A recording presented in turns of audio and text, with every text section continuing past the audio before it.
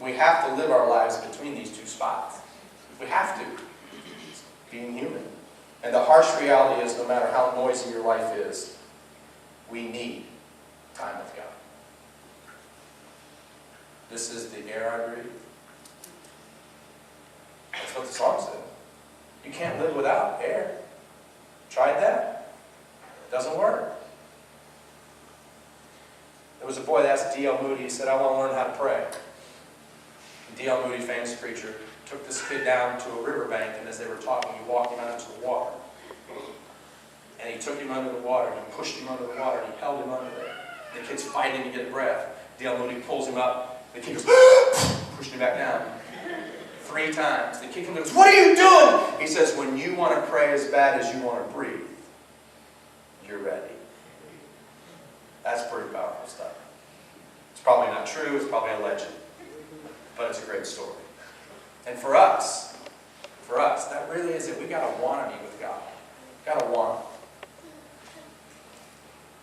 Oswald Chambers says if we're not careful, we become spiritual frogs, hopping from one thing to the next.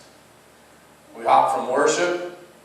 We come to worship, we hop around, and then we wait on God for God to do something, and then we finally go do something with it. We go work. God's idea is that the three go together.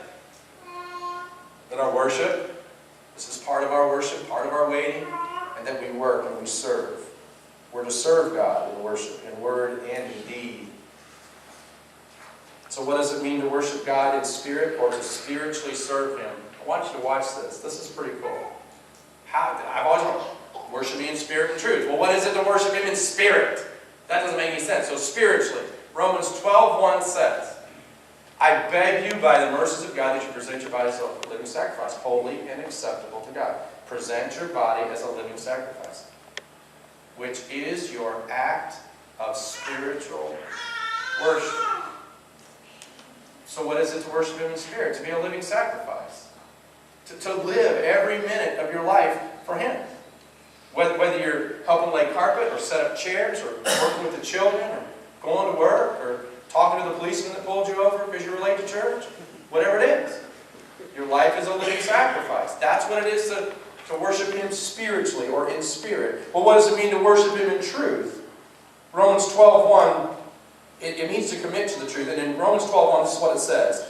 They exchanged the truth of God for a lie. And they worshipped and served created things rather than the Creator. So what is it to worship Him in truth? It's to hold what's true, which is to worship Him, not the stuff. It's to hold on to the truth. It's to say, wait a minute, that sounds good, Oprah, but it's not true. Come on. Am I telling the truth?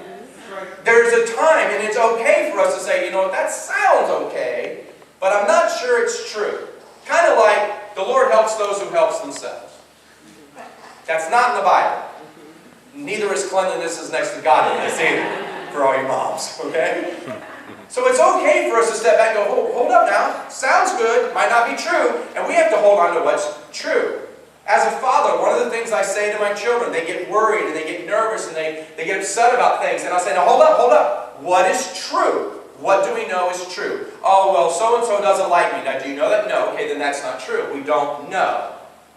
Today is Sunday. True? True. But if I said to you, today's Tuesday, you could say, not here. Maybe somewhere, but not here. So it's okay for us to say, wait a minute, the truth tells me differently. We have to hold to the truth. That's part of worshiping Him in truth. And we can't worship our stuff, or our plans, or our programs, or our pastors, or our churches, or anybody. We're to worship the Creator, the one who owns it all. That's how you worship Him in truth. So what is the response of a true worshiper? It's to give it back to Him, your very, very best.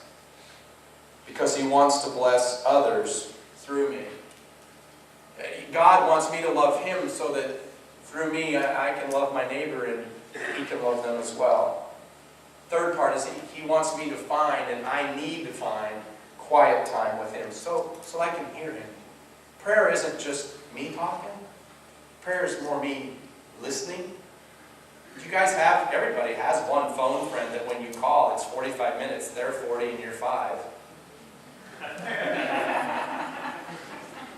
And you know who I'm talking about.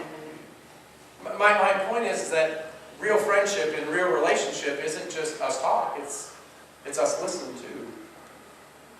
So how will this show in my life? Well, the result is that I can offer my life and my worship to Him in spirit. I can do that more often and more deeply, with more passion and more sincerity, and I think more authenticity, because I can become secure in the fact of knowing that I'm okay with God. And ultimately, I would be more likely to hold on to the things that are true, because He's helping me understand what they are when He's talking to me. Christ's call, He used